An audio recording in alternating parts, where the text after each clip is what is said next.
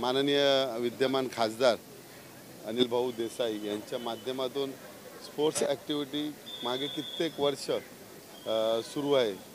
आमचा मित्र दिवंगत मित्र आमचा महेश बोबाडे यांच्या माध्यमातून त्यावेळी मॅरेथॉन किंवा कबड्डी स्पर्धा घेत होते। ते सातत्याने आज दिनेश बोबाडे असू दे किंवा खासदार अनिल देसाई यांच्या माध्यमातून वर्षातनं एकदा तरुण मुलांना प्रोत्साहन देण्यासाठी वेगवेगळ्या प्रकारच्या मग त्यात खो खो आहे, रस्सीखेच आहे, कॅरम स्पर्धा आहे, मल्लखांब आहे, बुद्धिबळ, म्हणजे ज्या ज्या खेळ आहेत मुलांनी लहान मुलांनी खेळ जे कुठेतरी समाजापासून दूर चालले आहेत त्यांना प्रोत्साहन देण्यासाठी खेळ महोत्सवाचं महिनाभर आयोजन करण्यात येते। दिमाखात एकदा आज भाजपच्या वतीने बाळासाहेबांच्या स्थळावरती अभिवादन करण्यासाठी येणार आहे। त्यांचं म्हणणं आहे जे एका मुलाने आत्महत्या केली त्याला सर्वस्वी दोन्ही ठाकरे जबाबदार आहेत आणि या दोन्ही ठाकरेंना सुबुद्धी द्यावी यासाठी भाजपच्या वतीने आंदोलन करण्यात पुऱ्या भारतामध्ये आता आंदोलन होणार आहे की यांना सुबुद्धी द्या।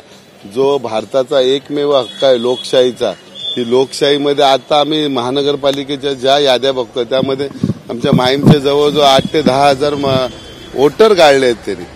म्हणजे ही चोरी करतात, हा मोठा खून करतात लोकशाहीचा, तर त्यांना सुबुद्धी देऊ द्या। थोड्या दिवसांनी पूर्ण भारताभर त्यांच्या विरोधात जन आंदोलन सुरू आहे, हे असे कृत्य करतात। त्यामुळे भाजपवाल्यांनी हे छोटे मोठे म्हणजे कोणतरी कारणीभूत आहे, त्यांनी आत्महत्या केली म्हणून त्याला कारणीभूत आमचे उद्धवसाहेब राजसाहेब हा ब्लेम करतात आहे। आज चुकीचं आहे। भाजपांना एवढी मोठी सत्ता सगळ्या राज्यात घेतलं जाणं असे छोट्या छोट्या गोष्टीमध्ये आंदोलन आणि अभिवादन करतात आहे ते चांगलं आहे, परंतु ते त्या ठिकाणी आंदोलन करतात ते चुकीचं आहे। कारण आणि जर आरोप प्रत्यारोप असे तोंडी बोलून त्यांचं बाकी काय त्यांना हे साधन नाही। रेल्वेमध्ये तुम्हाला माहिती असेल जागेवरनं किती भांडणं होतात। तुम्ही कधीतरी मीरा रोडवरनं या, तिथे बसायला देत नाही।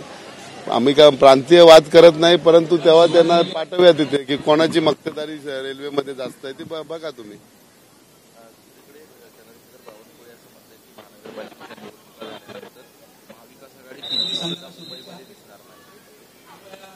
बघा कोण कुठे सगळ्या जणांच्या वल्गना असतात की हा ह्याला संपव तो त्याला संपव, येणारा काळच सांगू शकतो। महानगरपालिकेनंतर आपण बघूया कोण कुठे आणि कोण कुठे आहे। कशाला आपण आपल्या तोंडाची वाफा बाळगा।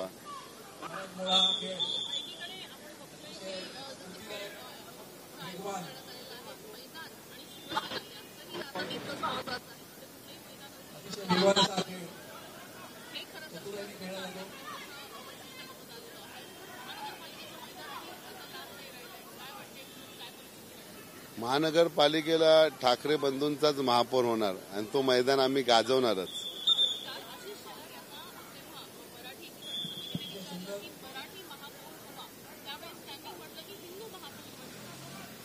कसं आहे त्यांना ते शब्द फिरवण्यामध्ये एक्सपर्ट आहे भाजप।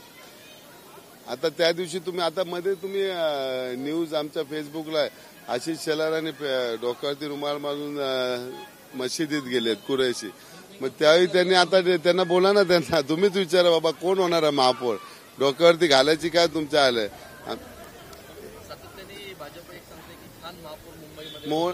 खान भाजप आली तर खान महापौर नक्की होणार, कारण ते मतासाठी काही करू शकतात, कुठल्याही थराला जातात। 20 तारखेला मतदार याद्या ज्या आहेत त्या प्रसिद्ध झाल्याने अनेक घोळ जे आहेत ते मतदार याद्यांमध्ये आहेत। सूरज चव्हाण यांचं नाव स्वतः सचिव पक्षाचे तुमच्या सचिव आहेत। तुम्हाला मी सांगतो माननीय आमदार सदा सरवणकर यांचे जावई मला माझ्या म्हणण्याप्रमाणे पनवेलला राहतात, कारण मला माहिती आहे ते कुठे राहतात। ते पनवेलला मी गेलेलो आहे त्यांच्याकडे, त्यांचं नाव आमच्या प्रभादेवीच्या यादीत आला। आता आम्ही आता पनवेल त्याच्या आईचं नाव आमच्या प्रभादेवी यादीत आला, म्हणजे हा काय समाधान उभा राहणार म्हणून इथे नाव नोंदवले का। आणि आता आम्ही पनवेलला सुद्धा चौकशी करणार आहोत की त्याचं नाव त्या महानगरपालिकेत आहे की नाही। म्हणजे ही अशी मतचोरी जर नेते लोक करायला लागली दुबार मत नोंदणी, तर सामान्य माणसांनी बघावं कोणाकडे। एबीपी माझा, उघडा डोळे बघा नीट।